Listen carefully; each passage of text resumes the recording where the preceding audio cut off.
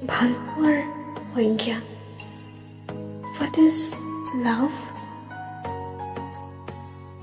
এই পৃথিৱীত সকলোৰে বাবে ভালপোৱাৰ সংজ্ঞা বেলেগ বেলেগ। কাৰোবাৰ বাবে যদি ভালপোৱা কাৰোবাৰ সৈতে লগত থাকি সুখী হোৱা, আৰু কান কাৰোবাৰ বাবে তেওঁৰ অবিহনে থাকিব নোৱাৰা। কাৰোবাৰ বাবে আকৌ যদি দিন ৰাত সেই বিশেষজনৰ সৈতে কথা পতা, আৰু আন কাৰোবাৰ বাবে তেওঁ নকলে আধৰুৱা ফিল কৰা, তেওঁ মিছ কৰা।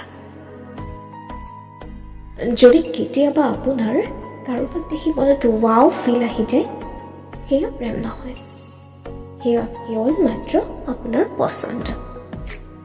ধুনীয়া দেখিলে ভাল লগা আৰু দেখাত বেয়া হ'লে তেওঁ ফালে ধ্যানেই নিদিয়া, সেয়া ভালপোৱা নহয়।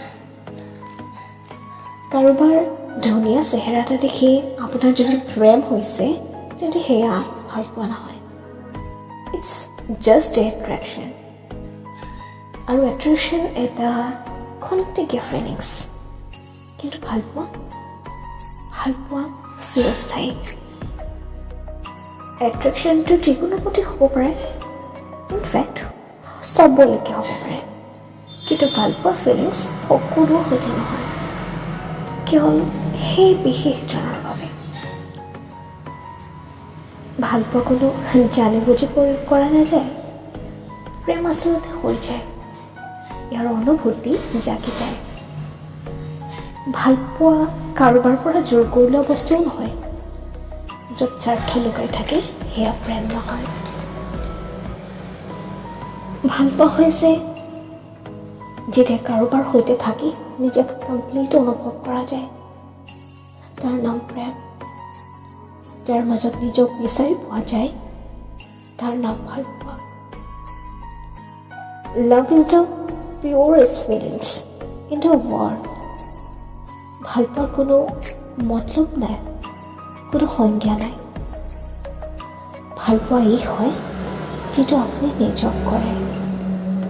ভালপোৱা এইটো নহয় যে এতিয়া মোক অকল ইয়াৰে প্ৰয়োজন, তেওঁৰে লগত থাকিবই লাগিব। থকা নথকা সেয়া ভাগ্যৰ লিখন নহয় জানো?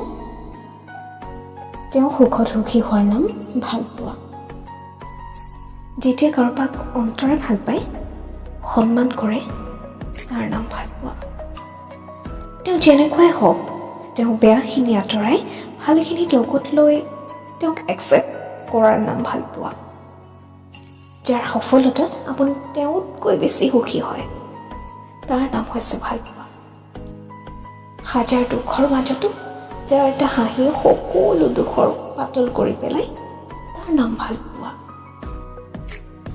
খন্তেকীয়া এট্ৰেকশ্যনক ভালপোৱাৰ নাম দি ভালপোৱাক এটলিষ্ট বদনাম নকৰিব।